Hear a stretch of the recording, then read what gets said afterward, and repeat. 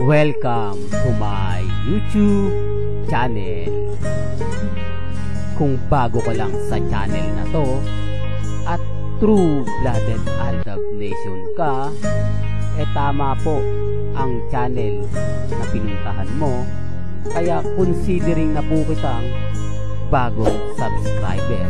At huwag mong kalimutan pindutin yung bell para lagi po kang updated sa bagong video na ilalabas ko. Salamat po sa iyong pag-click sa channel na to. Ito po yung bahay na pinapagawa ni Congressman Arjo Ataide. Grabe mga idol, talaga ng mga sobrang laki. Parang mall, palasyo talaga ang datingan. Sa ngayon po ay ipinatigil muna pansamantala sapagkat mainit po siya sa publiko. Hindi po niya alam kung paano itatago ito, pero ito po ay nakita ng isang citizen at binidyo ito ngayon ang bahay. Welcome back mga kaaldab. Ito na naman po ang inyong lingkod, si Mr. Destiny. At panibagong update po tayo.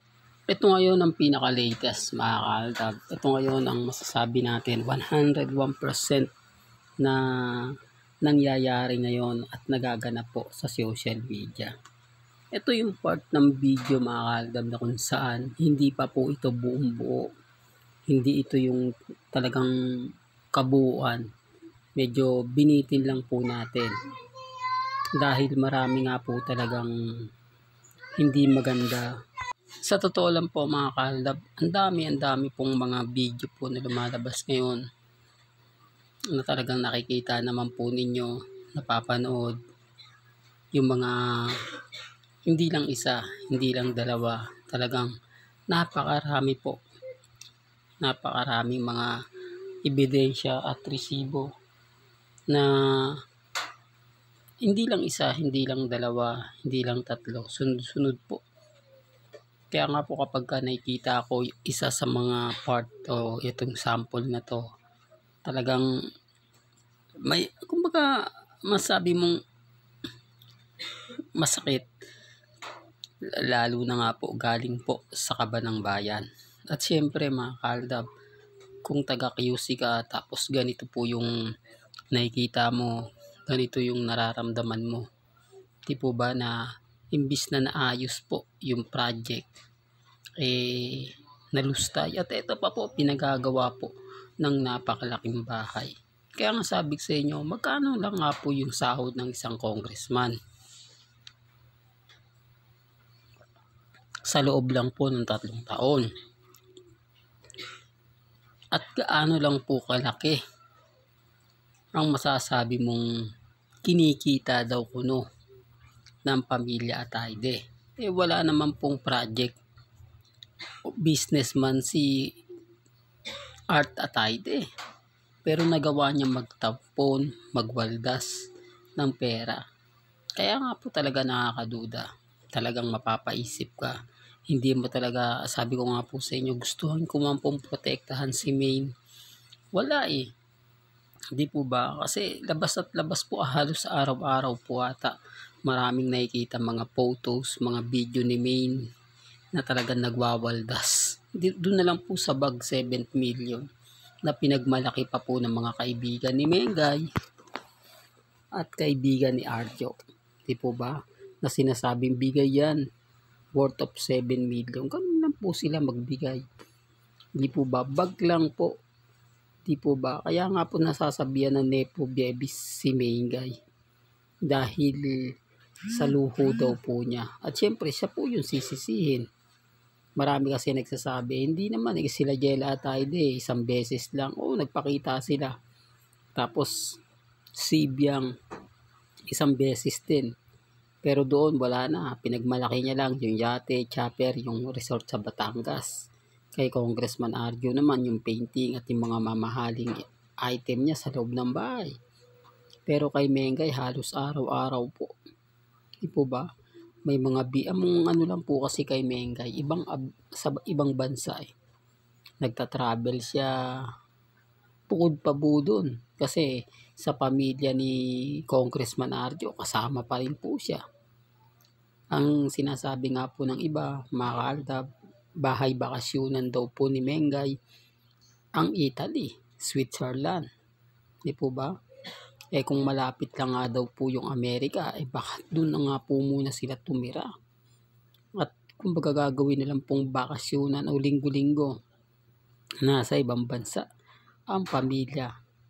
Di po ba? Kaya sabi ko sa inyo mga kaaldab, ito na po yung simula. Lalabas at lalabas pa rin po ang katotohanan. Lalabas at lalabas pa rin po ang mga ganitong mga video. Ito sabi ko nga po sa inyo, sample lang ito. Yung totoong kabuuan nito mga kaaldab, talagang masasabi niyo. Kasi hindi naman po ito mga kaaldab na gawa-gawa lang. Di po ba? Malalaman at malalaman mo kung kaninong property talaga yan. Ang una kasi mga kaaldab, ang yayabang po nila. Kasi sino naman po kasi mag-iimbestiga at wala po talagang mag-iimbestiga. Di po ba hindi nila naisip na hindi baka imbestigahan yan dahil pera ng gobyerno yan. Tapos yung speaker natin, siya po yung mas malaking pondo kinukuha. Di po ba? Oo. Gaya ng sinasabi ko mga kaaldab, may kanya-kanya tayong pananaw. May kanya-kanya tayong opinyon. Depende na lang po ito sa mga kumakalat. Depende na lang po ito sa mga taong nagsasabi ng ganito, nagsasabi ng ganyan. Kaya common sense na lang po sa mga taong guilty sa mga sinasabi ko. Affected sa mga pinapaliwanag ko. Napakarami po kasi ngayon na tumatalikod na kay Maine. Napakarami po kasi mga nagsasabi na fake news yan, hindi totoo yan. Lahat ng sinasabi mo, walang katotohanan. Lahat ng mga pinapaliwanag mo, hindi yan totoo. Ako nalulungkot lang ako mga kaaldab kapag nakikita ko yan, nababasa ko yan, nababalitaan ko yan. Kasi nga po, hindi naman po talaga yan kumbaga totoo kay Mengay. Pero wala sabi ko nga paulit-ulit ko po itong pinapaliwanag. Mas una po tayong nasasaktan dahil tayo po yung nakakakita, tayo po yung nakakapanood, tayo po yung nakakabasa, at ako po yung unang-unang nakakarinig ng mga maanghang at talagang hindi kahaya-haya. Minsan nga po mga kaaldab sa loob ng Eat Bulaga, may nagpa-pop up ng mga pag-live na hindi nga talaga maganda. Siyempre alam ko nababasa rin yan ng admin. Alam ko tinitignan din po yan. Kaya nga sabi ko sa inyo, hindi po posible mga mangyayari ngayon. Etong pinakamalungkot na 2025 kay Mengay. Hindi ko alam kung ano po yung magiging o kagigisnan nga po ng Pasko para kay Mengay. Although sabihin natin na okay lang magbakasyon sila ni Alden, pero hindi nakatanim na po kasi sa isip ng tao yan kapag nakikita mo si Maine, corrupt talaga. Makikita mo si Maine, ibabash mo talaga, lalo na po yung mga taong hindi siya kilala.